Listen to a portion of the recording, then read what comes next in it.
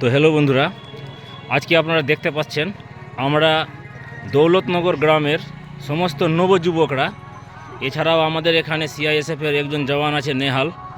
আজকে আপনারা সবাই জানেন আজকে 14ই ফেব্রুয়ারি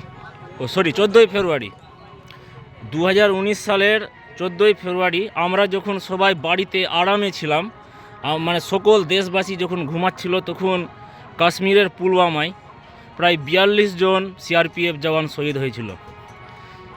সেই শহীদদের আজকে আমরা এখান থেকে প্রণাম জানাই, তাদের আত্মার যাতে চিরশান্তি কামনা করি। তাই আমরা আজকে সবাই দৌলতনগর ফুটবল ময়দানে এসে উপস্থিত হয়েছি।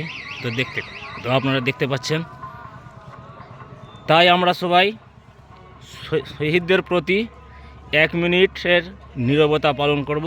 তারপরে আমাদের দৌলতনগর মাঠ থেকে একটা র্যালি বের হবে, যেটা আমাদের দৌলতনগর গ্রাম পর্যন্ত। এখান থেকে বের হয়ে আমরা মহলদার পাড়া পর্যন্ত যাব। তো আপনারা ভিডিওর মাধ্যমে দেখছেন।